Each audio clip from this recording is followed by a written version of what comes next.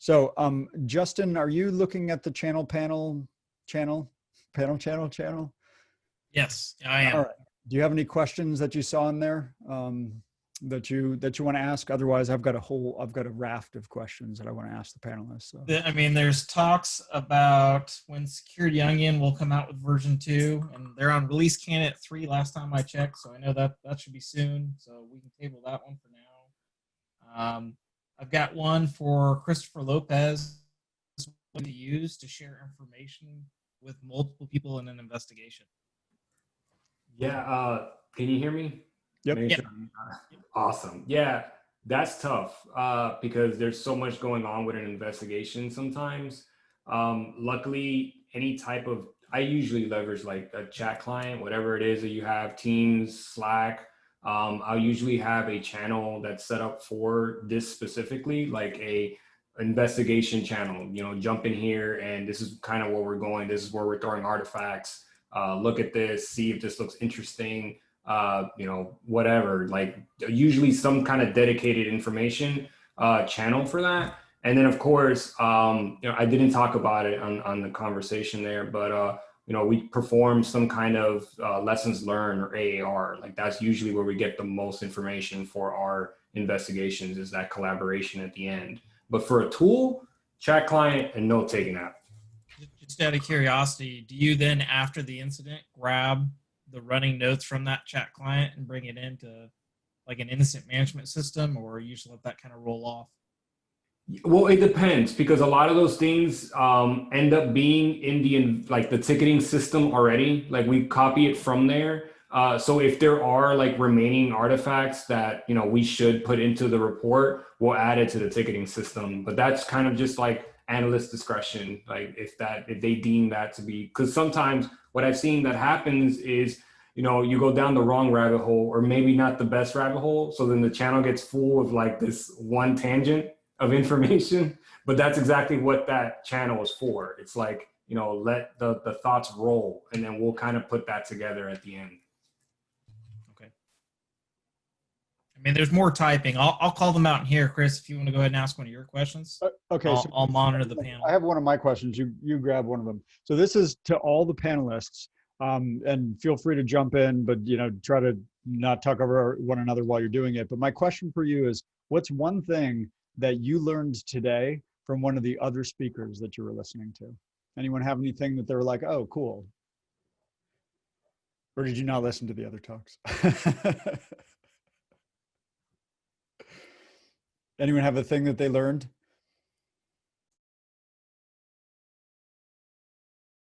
I shouldn't ask hard questions, should I? For me, the SOC CMM. Yes. I mean, that's the first time I've actually used that, and that looks wonderful. So personally, I'm definitely going to go back and start implementing that for myself, as well as from some of my clients that have their own SOC. I think that'll be helpful.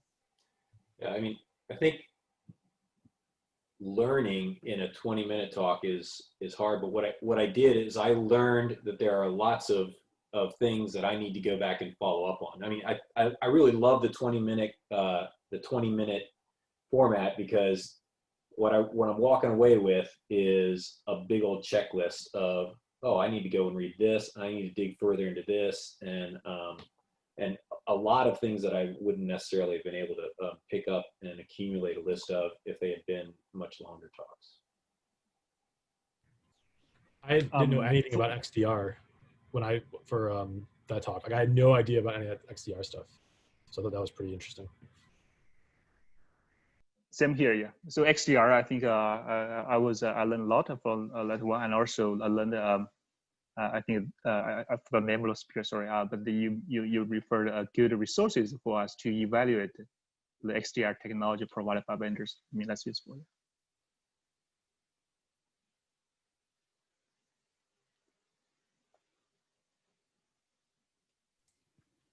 You want to go with one, Justin? Do you have one from the chat channel? There's not a new one in here yet.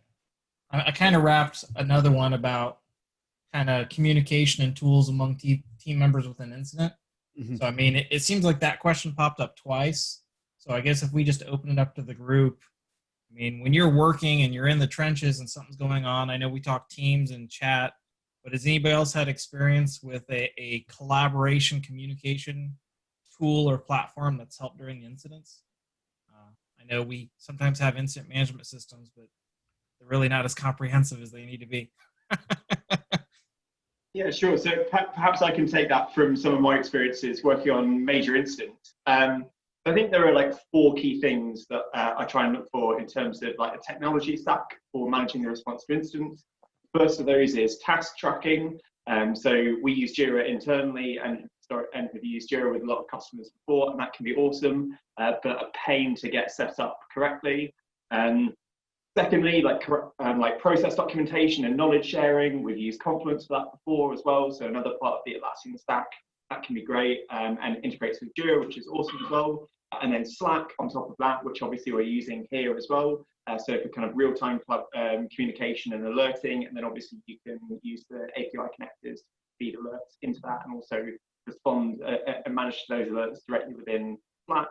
And then finally, things like documentation and file storage. So either things like G Suite or Microsoft Office 365, and you can do things like stand up entirely segregated environments in either of those tools, which can be used and dedicated for an incident, especially if you're worried that the organization's own environment might potentially be compromised. So yeah, Jira, Confluence, Slack, and G Suite from this side, covering off task tracking, process documentation, communication and alerting, and documentation. So one thing I noticed that we do incident response. So I think you mentioned a couple of tools, Slack, Jira, and sometimes SOAR always have the case management systems. I mean, we use all those kinds of systems, but I think the one thing I just point out, the important thing is to be able to synchronize everything into one place. So for example, we have bi-directional integrations with ServiceNow as a ticket management. When we do Slack like communications on certain instances, we will always want that to be synchronized to one place. So I think just point out some pain point that we had used to have, and we have some solutions to solve that problem. Yeah.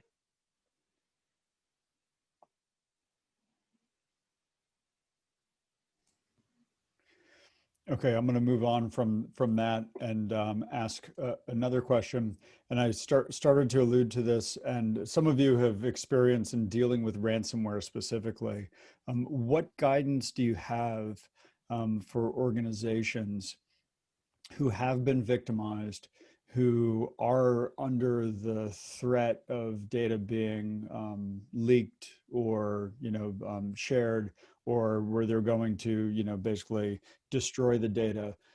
How, if you got a panicked phone call, how would you advise that company to proceed next? Like, what is the thing that you would tell them to do in dealing with that? Because that's something that a lot of people haven't dealt with yet, and then they're trying to decide, like, what's my next step? So any advice from the panelists on dealing with that one specifically?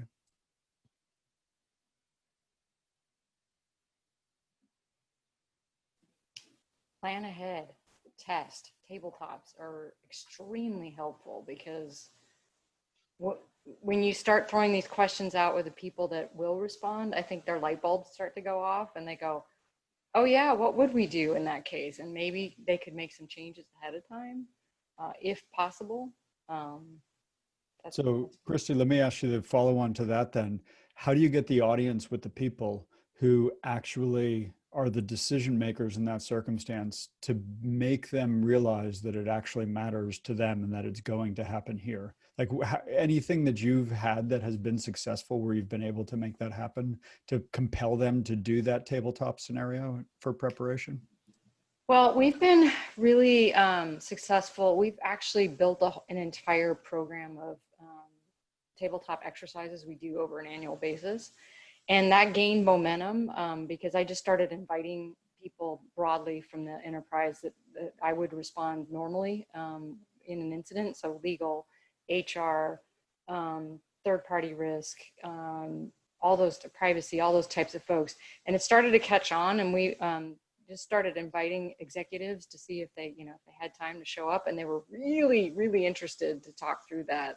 And so we finally started doing executive exercises, and that was really, I think, eye-opening for the people that organized it and the people that participated, because they were able to have that frank discussion, even in a short time period, of what would you do in this case, and literally how would we recover, what do we have in place, and what else do we need to investigate. That's really good. So, and then Gabe and Will, since it was something that was really specific to your topic, when a customer calls you and, you know, it's like, this just happened, we have this big mess, we need help right now, what's the first thing you tell people to do? A customer who's been victimized by this ransomware circumstance? Yeah, sure. So I think from my perspective, I'd always go back to the 3 questions that I talked about. So what's happened, what's the plan, and who's in charge?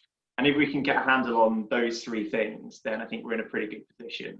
And, you know, I think a lot of organizations will suffer a ransomware attack and quite rightly be in a bit of a worried state about that. But it's really important to recognize that this isn't a problem that's going to go away in days, and it's probably not even going to go away in weeks. It's going to be a really, really big amount of effort dedicated to resolving this problem. And so the work that we can do now to put in place the structure, management, and coordination to effectively respond to it, instead of just kind of being all over the place, kind of working 20-hour days, not really having any clear direction. If we can kind of, you know, get past that and put in place management coordination and really understand what we're all actually trying to do and kind of push in the same direction, then we'll be in a much better place for success. Okay. Do we have any I got a question someone asked on how, for the panel, how much time do y'all put into implementing the various tools and processes we've been talking about? Basically, how much time do we spend on engineering our tools and processes? And that's very broad, because I know that could be like a playbook process. That could be the implementation of a tool that allows us to do, like, you know, automations, XDR, the data science. But how often are we tuning and implementing our tools to get them the way we've described them in your talks?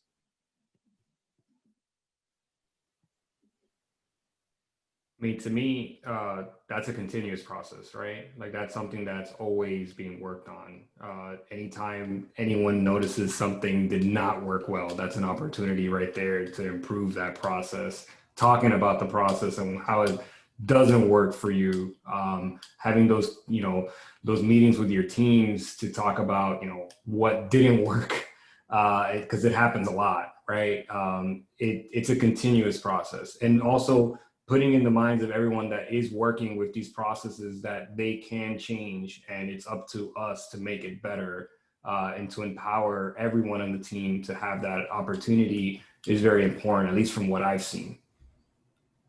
I don't think it ever ends, what I'm trying to get at. I totally agree with that one. I feel like it's a nonstop battle. Well, let's put the nice word on it. It's a continuous improvement process. There we go. Yeah. That makes everything better. I think from a SOAR company perspective, we work with lots of customers, and they all spend time implementing automation. I think I can have some quantitative numbers from the customers we work with, because we at least spend like 1 hour every week with them, and from their side, I could see they will spend almost like a half a day every week to add more automations or improve their automations. That's what, at least from the automation point of view. Let me ask that question a little bit differently, because I like kind of what you're saying. In some aspects, I think folks hear, you know, half a day on implementing new automations. Oh my goodness, that's a bunch of time. But would any of you on the panel say that that time that you're investing in continuous improvement and engineering new automations or technique, would any of you say that was wasted time? Because I feel like the answer is going to be no, it's worth the investment. But what are your thoughts? So I think it's definitely worth the investment in time, but a lot of organizations, it's never top of the list. There's always something above it, in whether that's firefighting or there's always something else that's always deemed more important. But when it comes to it, you always look back and go, actually, if we had put the time and effort in, it would probably make a lot more time and less resource going forward. But I think it's one of these things that, as you say, it's because it's continuous improvement. It always seems to be pushed to the bottom of the pile, and it's quite difficult to try and push that to the top with senior management. But it's definitely worth it. Hey, Justin, I can speak to this. Yeah, go for Is it. my audio working now? Yep, you're good. All right, sweet. So, this is a role I've occupied for a long time, right? I've always been personally focused on the engineering role in security operations. So, for SOCs that are large enough, I advocate for a dedicated engineering function. With that said, I believe that for analysts that are not on the on-call, not told to look at the screen for their entire shift, that dedicating a percentage of their time, or should I say allocating a percentage of their time to improvement, be it use case development, analytic development, script development, data curation, is very wise. And I get worried sometimes when I see a SOC with a large group of people that are not doing any of that, because it says to me that they are not skilled enough or empowered enough to make their lives better, right? And that goes back to the whole thing with employee engagement.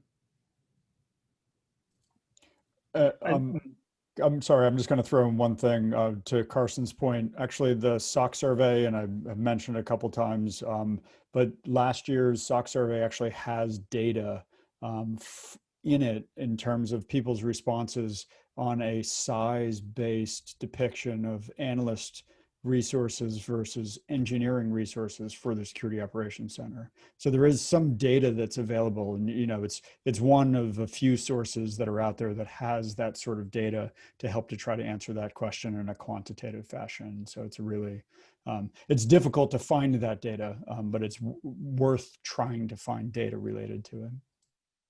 Yeah, I think along that answer, really like when we face our customers, they always want a more accurate ROI, right? I think that's how the CISO look at this problem, how the SOC center look at this problem at a high level. So I think there are two key things we always want to convince customers.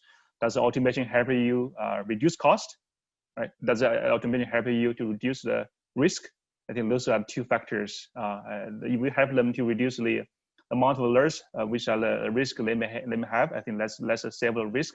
If automation, I mean, really like if we compare like the labor cost, I think that's in the long run, that's definitely a big part. Yeah.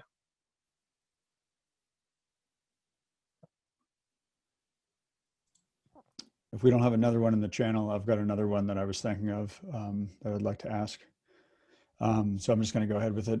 So my question for you is, and it's a projection type question, how long in terms of years do you think it is before like this work, the security work, is largely automated by artificial intelligence? Like what is the time frame before you think that that's a tenable solution that gets deployed?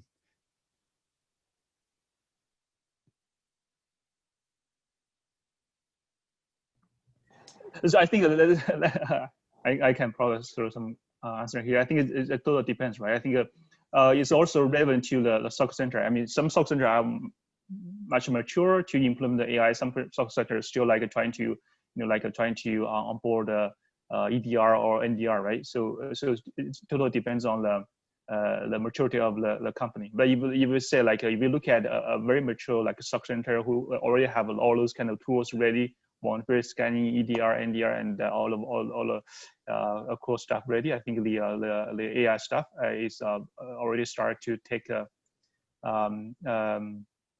start to show is powerful in those kind of mature organizations. And actually, if you look at the AI, artificial intelligence, right, in security, so maybe you are not using that directly, but if you look at detections, if you look at phishing email detection, if you look at spam detections, if you look at network detection, right? So the AI has already been used in multiple aspects, which will already be wrapped up by the vendors you probably did not pay much attention to.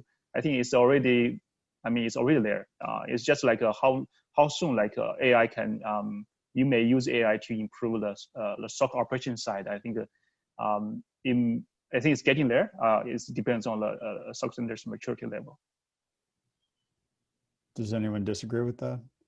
Chris, I'll take a stab at this and say the following. There's no replacement for the human analyst.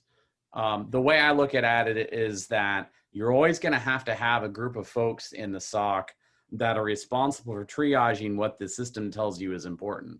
What's different, though, is the amount of automation and the degree of complexity we apply to triaging, enriching, and filtering and displaying that information to the analysts. So are we increasing automation around it? Yeah. Are we using AI to do it? But to say, no, we don't need tier 1 anymore, that's sensationalist. Yeah. Right? There are pundits that'll say that so they can get headlines.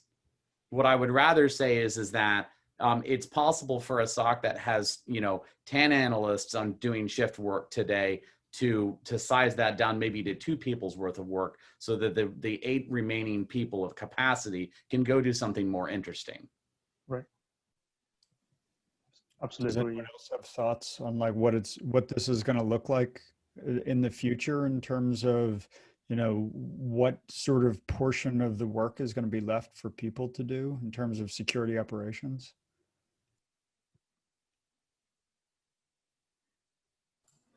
I think we'll be all right. I think we have some time, or at least I hope we do. To echo what Carson said, I feel like there still needs to be someone to say, you know what, this is bad, or this is not bad. I still think that it's going to be hard to feed, machines that information for every single unique event, because, things such as something as simple as this user sends you an email that looks suspicious, like that requires some level of like deductive reasoning and an analyst. I feel like that's going to take some time to really automate, or at least I hope so. I think we'll be okay. Yeah, I agree. I completely agree. Yeah. Anyone else have other thoughts on that? It's an interesting thing, and I'll share my sort of concept on this. Is I don't think our work is going away ever, because as we make things more complicated, it's difficult to keep up with the security aspect of it, and we tend to underfund the architecture of the security aspects of it. But I'm just curious, sort of what the collected group of people think is coming for security work over the next several years. Any other things? Take AI out of it. What's happening in what we're doing now in terms of changing the landscape of the work that we do? Is it going to change, or is it going to be like this just perpetually in terms of this sort of analysis? We don't have the data. We don't have the good organizational alignment. Carson's showing us what, Moore's law? I can't read it actually. So the problem is Zoom is filtering. So what I'm trying to convey is that as your maturity goes up, a lot of times you end up realizing all the things you didn't see before. So rather than your staffing profile going down, to a certain extent, it may continue climbing because you're like, oh my God, we're getting hacked. I mean, if you look at the projections for the next 10, 15 years of the number of people coming into this field versus the number of roles that are going, if anything, AI is just another tool that we are going to use to help to fill those gaps. I really think that, the industry today is largely populated by a lot of people who are really excited about this information, who are, problem solvers, who want to work on interesting and difficult challenges. But moving forward, I think you're going to have a lot of people that come into the industry because this is where the jobs are and this is where the pay is, and aren't necessarily as eager to spend all of their times learning about the latest techniques at a SANS conference or going to DEF CON or whatever.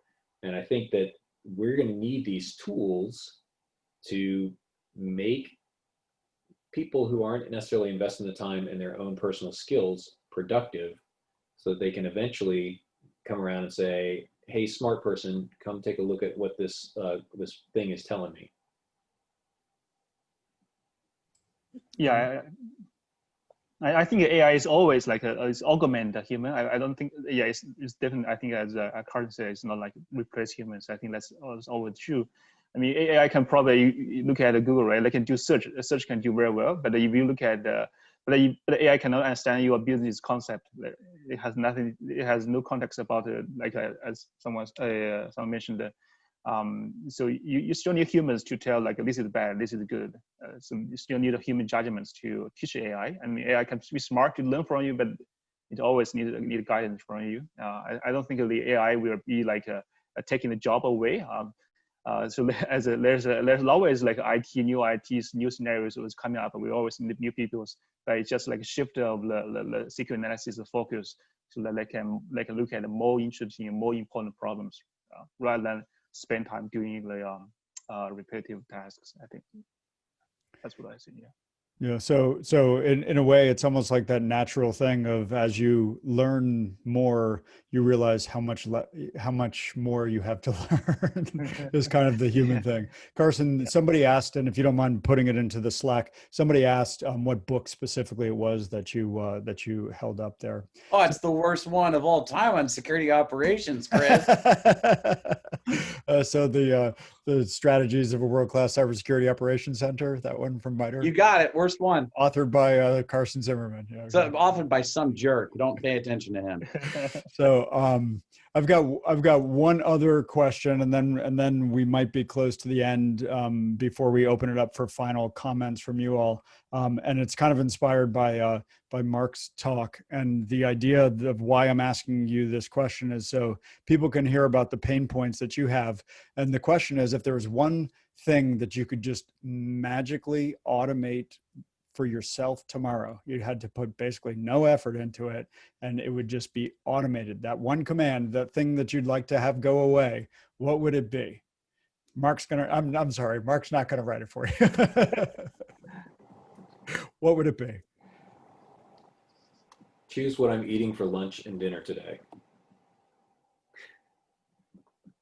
Read my mind.py.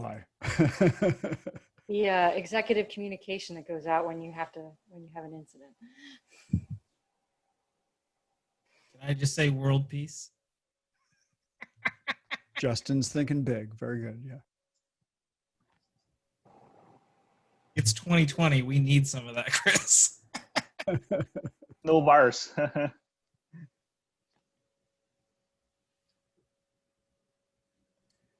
Anyone else? Other thoughts? I'll go with one: automated inventory and mission mapping of every digital asset in the enterprise. Defensive topography.py. Bingo. No more wilderness. Anybody else?